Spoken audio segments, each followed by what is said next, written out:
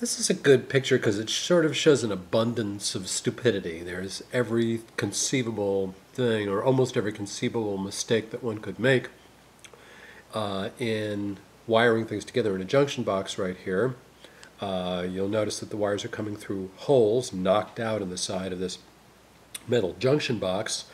But what you may not know is that where they come through, they really should be contained and held in place. And there's a little clamp that's supposed to be there, and that clamp fills in the hole so that if there's a fire inside of the box, it doesn't get out, and it also holds the wire in place so that if somebody's pushing against or bumping against a wire, something's force is applying against a wire, it's not going to get a chance to pull and pull wires apart that are inside of the box. So each of these three wires that are coming in, left, right, and bottom, should all have clamps in them. And then the wires themselves, you can actually see, particularly notable is the black ones, which are connecting with each other, are really exposed. The ends of those black wires have a copper wire coming out of the end of them, and it looks like we're trying to get most of those to go into that yellow wire nut. That's what we call that thing.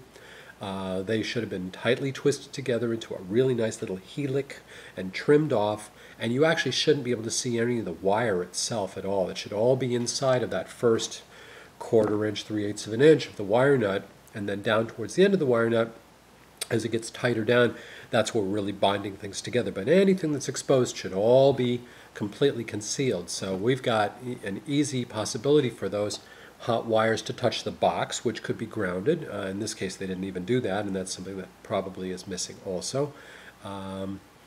And then when we finish all of that up and we have strain relief, we want to cover over the top of it. So a whole bunch of mistakes, and this really could shock somebody.